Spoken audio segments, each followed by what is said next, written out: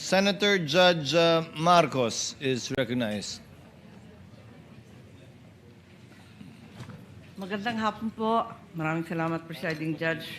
At maikli lang yung mga tanong ko. Huwag kayong mag-alala. So, mula nung kinuha ninyo yung pera sa bangko at tinurn over kay Colonel La Chica, may pagkakataon ba na hinawakan yung pera ni VP Sara? Wala, ma'am. At masasabi mo ba kung nakita man lang kahit isang sentimo nung pera ni VP? Wala, ma'am. Pwede mo bang sabihin o alam kung kinuha, inangkin, inagaw ni VP kahit isang sentimo nitong confidential funds na to? Hindi ko nakita, ma'am. Ay, ganun pala eh. Pero ang alam ko, kanina sinabi mo, yung liquidation and supporting documents, ito ang responsibilidad ninyo na iprepara yung mga dokumento para sa COA at sa mga opisyal. Tama po ba? Yung mga documents, di ba yun ang trabaho mo bilang SDO? Kasali po yun, ma'am. Nung naghahanda ka nitong mga papeles na to, katabi mo ba si VP para tignan yung mga daan-daan, libu-libong mga dokumento tungkol sa confidential funds? Nandun ba siya? Wala po siya, ma'am. Nag-base lang po ako, ma'am, kung paano yun gagawin po doon sa GC, ma'am. Tinitignan ba niya yung bawat isa ng mga acknowledgement receipt, yung iba't iba pang papel for personal authentication? Tinitignan ba niya yan?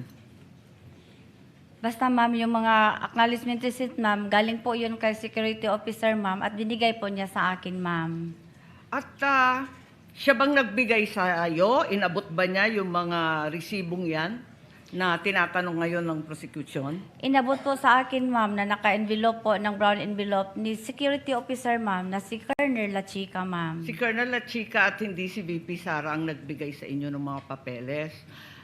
Siya ba ang kumuha ng mga signature nung mga nakapirma sa resibo? Si Colonel La Chica po ang security officer, ma'am, at siya po ang nag-implement, ma'am, ng mga various confidential activities po, ma'am, on the ground. May nakita ba kayo na may kaduda-duda, alanganin, kakaiba sa mga dokumento? Sabi ninyo, wala naman suspicious, irregular, or questionable, di ba? Kanina. Tama po ba yun? Doon sa mga dokumento, wala ka naman nakita na findings na may suspicious, irregular, or questionable, di ba? May ano po lang yun, ma'am, yung mga walang name, walang perma, walang date. At biniverify ko po yun kay security officer po, ma'am, na si Colonel La Chica. So pinuno ninyo to at tinama. Yung ba? At masasabi ba ninyo na alam ni VP Sara na may depekto? Alam ba niya na may kakulangan, may pagkamali sa mga supporting documents o hindi? Wala akong alam, ma'am. Last question na lang po, kumusta yung asawa ninyo na binisita ninyo? Alam ko, undergoing treatment sa Davao. Hindi po maganda, ma'am. I'm sorry. I'm sorry also, pinagdadasal Pakaila ko, namin ma'am. siya. I'm sorry. Thank you Sorry po. po. That will be all, Presiding Judge. Thank you, Senator Judge Marcos. Inom kayo ng konting tubig, Ma'am Gina. Next to interject, make his interjections rather would be Senator Judge Aquino. You have 2 minutes, sir. You may proceed when you're ready. And when Mr. the witness Presiding is ready as Officer, well. Yeah, let's give the witness some time. Are you Sige, okay, ma'am. Ma'am Gina? Can you Handa. continue? Sandali lang, sir. Oo. Inuman niyo po ng tubig, ma'am.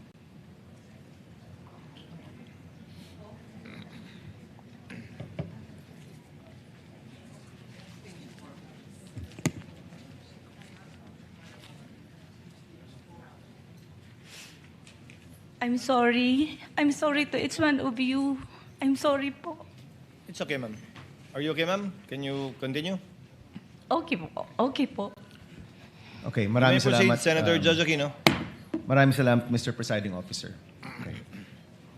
Madam Witness, kailan niyo po unang nakita yung mga kakaibang pangalan? Yung Piatos, Belat, Pagong, Pusa at iba pa. When was the first time niyo yan nakita? Yung pong ano na po ako, sir, yung pong na-receive ko po yun galing kay Security Officer La Chica po, Your Honor. Kasi binabangga ko po yun kung tama po ba, mag-coincide po ba, at magtali po ba, ang hiningi niya sa akin before na nakasulat po sa object of expenditures, magtali po ba sa binigay niya sa akin na fund utilization report at saka yung mga ERs, Your Honor. So, bago pa po ito nilabas sa Kongreso, you're aware already of these names? Sa maalala ko, Your Honor, di ko kayo ma-remember, Your Honor, kasi sa dami-dami pong mga ERs na umabot po ng almost 800, Your Honors. Oo. Di ko na maalala, Your Honor, kung anong particular name po, Your Honor, kasi po, doon po ako nag-concentrate, Your Honor, nagtatali sa amount po at sa anong klase pong expenses na dapat po na kung anong expenses po, dapat po within the guidelines po sa GC ang mga expenses na na-incur, Your Honor. So, kaklaruhin ko po nung una pong binigay sa inyo, wala ho kayong napansin kakaibang pangalan. Napansin nyo na lang nung lumabas na ito sa balita. May napansin po ako, no, pero hindi ko po binigyan po ng lalong concentration ko po, Your Honor, kasi doon po ako nag-concentrate sa expenses po at saka sa amount po na dapat po magtali sa kinuha niya na sa nirelease ko po na pera sa kanya, Your Honor. Okay. So, lumabas na po sa balita, sa Kongreso, itong mga kakaibang pangalan.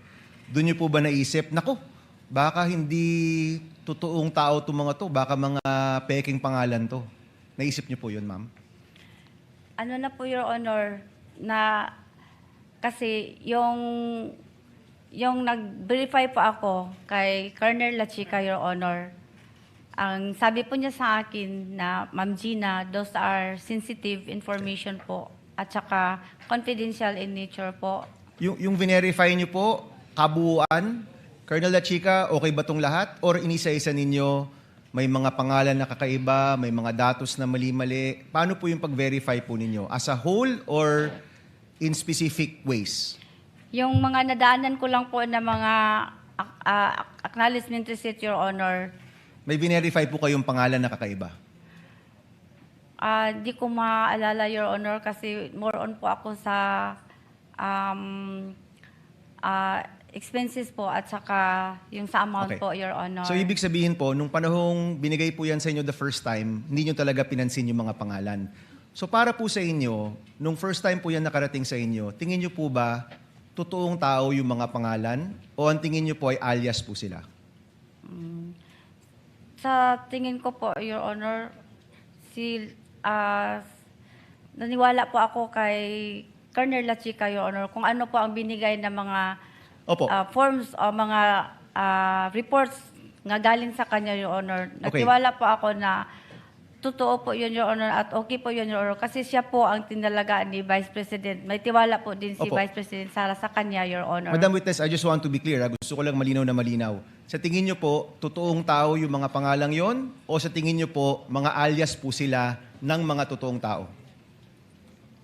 Sa tingin ko po, the moment na sinabi po ni Colonel La Chica na confidential in nature po, sa tingin ko po, mga alias po yon, Your Honor. Okay, so ngayon sinasabi mo na from the first time, tingin mo alias na sila. Hindi nyo po tinanong kung nasaan yung listahan ng mga totoong pangalan.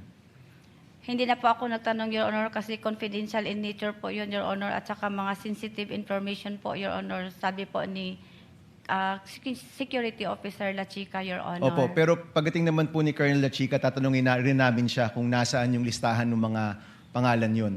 So ito po, lumabas po ito more than 1 year na, no? More than 1 year na po pinag-uusapan yung mga pangalang ito. And more than 1 year na rin po inuusig ang OVP, ang DepEd. From that time until now, hindi ho kayo yung nag-internal investigation. Kung totoo ba yung mga pangalan, nasaan yung totoong listahan, yung totoong names ng mga alias, nagkaroon ho ba kayo ng internal investigation? Wala ako niyan, Your Honor. Hindi ho kayo nagtaka kasi kayo po yung accountable. Inamin niyo po kanina kay Senator Ontiveros na kayo po yung accountable sa lahat ng ito. Hindi ho ba to your benefit na malaman ninyo kung ano talaga yung totoong sitwasyon? So, more than 1 year na po ito, walang internal investigation, hindi ho kayo nangahas. Alamin natin kung sino si Piatos, sino si Belat, sino si Pusa, sino si Pagong. wala ho kayong ganyang pagtatangka o wala ho kayong ganyang effort sa inyo pong opisina?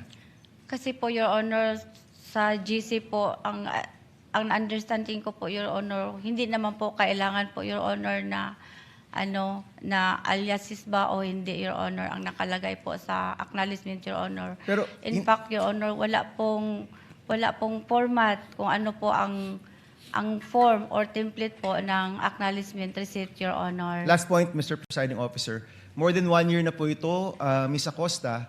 Hindi ho ba, kung una pa lang itong binanggit ng mga congressman, may listahan na kayo, ito po yung totoong tao. Alias po yan, hindi po yan totoong tao, ito po ang pangapangalan nila, ito po ang mga mukha nila, ito po, kung ayaw nyo pong ipakita sa publiko, executive session po natin ipakita. Never ho kayo nagtangka na buuin ang listahang yan o makuha ang impormasyong yan. Iniwan nyo na po kay La Chica. Confidential in nature po yun, Your Honor. Kaya hindi na po ako nagtanong kasi confidential po, Your Honor. Okay, tatanungin rin po namin si Colonel La Chica pagdating po niya dito. Maraming salamat, Madam Witness. Thank you, Senator Judge Aquino. With the permission of Senator Judge Zubiri, Senator Lapid is availing of the privilege of interjecting. So may I give him priority, Senator Judge Zubiri? Senator Lapid is recognized. You may proceed when you're ready, sir. Salamat po, Sergeant Officer. Ipapalo up ko lang po yung tanong ni Senator Lacson kanina. Yung pangalawang deliver nyo sa 125 million, kung linagay nyo sa kaha, sabi nyo binigay nyo yung 80 kay La Chica, kay Colonel, nasaan napunta yung 45 million? Kanino nyo binigay? Sa aming vault pa po yun, Your Honor. Nung kinuha nyo yung 4 na bag sa bangko, nakita ba ni Vice President Sara yun? Binuksan mo sa harap niya? O hindi na, diniretso mo na kay Colonel La Chica? Pagkuha ko po ng pera sa bangko, inilagay ko sa bag, Your Honor. Dinala po namin yon sa opisina po namin at doon po nilagay ko po sa aking extension office, Your Honor. Hindi mo linagay sa vault? Yung first withdrawal po, Your Honor, yung 2022, hindi na po nailagay sa vault, Hindi, Your yung Honor. pangalawa. Sabi mo, naibigay mo kay La Chica yung 80. Yung- Yung 45 million, saan mo linagay? Sa Kanino mo amin- binigay? Ginilagay ko po sa aming vault, Your Honor. Then, after po, na-release ko po yung first release ko na 80 million plus. After mga 1 month po, Your Honor, nag-submit po sa akin si Security Officer La Chica, Your Honor, ng Fund Utilization Report, Your Honor. At saka, may dala na po din siyang Object of Expenditure, Your Honor, na yun ang binabasihan ko po, Your Honor, ko, na i-release ko po yung remaining pera, Your Honor. Yun nga po, at marami rin po nagtatanong, pero hindi ko itatanong kung sino yung piatos, kung anong alias.